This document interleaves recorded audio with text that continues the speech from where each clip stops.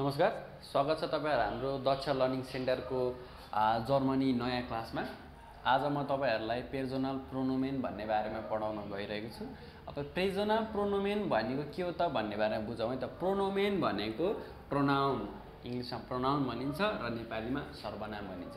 Personal प्रोनोमेन भनेको सर्वनाम हो, तर कसको भन्दाखेरि पेर्सनको भनेको पर्सनको मात्रै, जुन चाहिँ हामी पढ्न गइरहेका छौँ। जस्तै पेर्सोनल प्रोनोमेन पर्सनलको मात्रै कस्तो भन्दाखेरि म, हामी भनिन्छ, तिनीहरूलाई भनिन्छ। जस्तो सिंगुलर र प्लुरलमा भन्ने गरिन्छ। जस्तो नेपालीमा हामीले म भनिन्छ र धेरैजना छ नि हामी भनिन्छ नि, त्यस्तै तिमी, तिमीहरू हुन्छ। जर्मनीमा पनि सेम कुरो अप्लाई हुन्छ।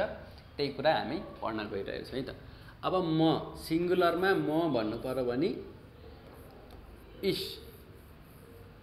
इस अथवा इख भनेर प्रोनाउन्स गरिन्छ। र नर्मल्ली इस भनेरै प्रोनाउन्स गर्नु सक्नुहुन्छ तपाईँ। अब जाउँ हामी भनेको वियर, वियर भनेको वियर, हामीलाई एर भनेको वियर, आरलाई एर भन्नु पर्छ, त्यही वियर, यो भनेको हामी। अब तिमी भन्नु पर्यो अरे, तिमी भन्नु पर्यो भने डु भनेर भनिन्छ। तिमी भनेको डु भयो। अब तिमीहरू भन्नु पर्यो भने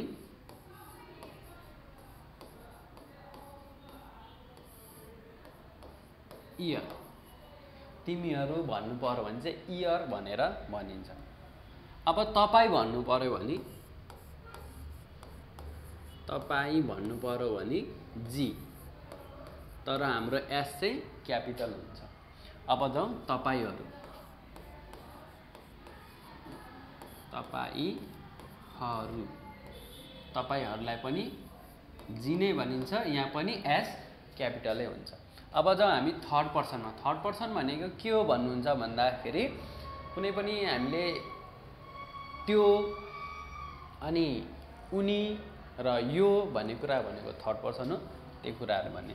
जस्तै इङ्ग्लिसमा हि भनिन्छ भने नेपालीमा ऊ भनिन्छ। अब यसलाई चाहिँ हामी जर्मनीमा एर भनेर भन्ने गरिन्छ। यानि ऊ अथवा हि भनेको केटा मान्छेलाई हि अथवा एर भनेर थर्ड पर्सनमा बोलाइन्छ। अब जाउँ सी भनेको उनी, सी भनेको उनी, तर यहाँ चाहिँ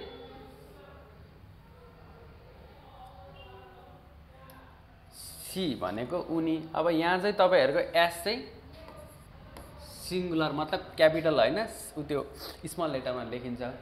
अब जाउँ हामी यसलाई भनिन्छ जी, यो भनेको स्मल लेटरमा जी लेखिन्छ। अब अर्को भनेको इट, इङ्ग्लिसमा इट भनिन्छ भनेको त्यो भनेको हो नि त, हाम्रो नेपालीमा भन्ने हो भने, जसलाई चाहिँ हामी एस भनेर प्रोनाउन्स गरिन्छ। अब यति तीनैवटालाई चाहिँ प्लुरल फर्ममा एउटै कुराले डिनोटेट गर्छ। यो भनेको जी भनेको इङ्ग्लिसमा दे अथवा तिनीहरू, अथवा केटाहरू छ भने तिनीहरू, केटीहरू छ भने उनीहरू। अब थर्ड पर्सन अथवा यो कुनै जेन्डरलाई पनि, जेन्डरलाई स्पेसिफिक गरेको छैन भने त्योहरू भनेर भनिन्छ नि त, तर त्यसलाई नर्मल्ली एउटा जी भनेर भन्न सकिन्छ। अब जाउँ अर्को एउटा कन्फ्युजनतिर है त। अब यहाँ एउटा जी छ, तपाईमा पनि जी छ, तपाईहरुमा पनि जी छ।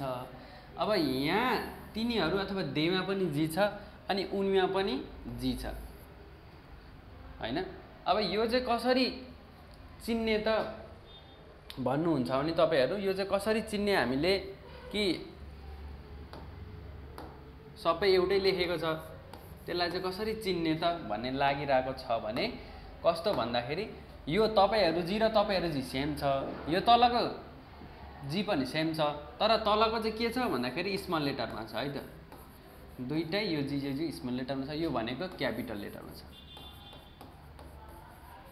यो भनेको क्यापिटल लेटरमा छ। फरक यति मात्रै हो। यदि तपाईँ फर्मली रूपमा कसैले बोलाउनुहुन्छ लेख्नुहुन्छ त्यसलाई ठुलो जी भनेर प्रोनाउन्स गरिन्छ र इन्फर्मल छ भने जी सानो जी भनेर लेख्न सक्नुहुन्छ। अब यहाँ पनि फेरि फर्मलमा पनि दुईटा छ, इन्फर्मलमा पनि दुईटा छ। कसरी चिन्ने भन्दाखेरि सेन्टेन्सले नै आफै बताउँछ। जस्तै अब सी भनेर आएको छ भने सेन्टेन्सले आफै थाहा हुन्छ कि ए यो सी भनेको रहेछ, भनेको फिमेललाई इम्फासिस गरेर भनेको रहेछ भनेर थाहा पाइन्छ। अब माथि तपाईँ छ भने ठुलो मान्छे अथवा फर्मल कुरा भन्नु पर्यो भने तपाईँ भनेर ठुलो लेटरले आफै थाहा हुन्छ। अहिले थाहा नभए पनि तपाईँहरूले सेन्टेन्स बनाउनु थालेपछि आफै त्यो कुराहरू थाहा हुँदै जान्छ। आज क्लास यति नै थियो। धन्यवाद।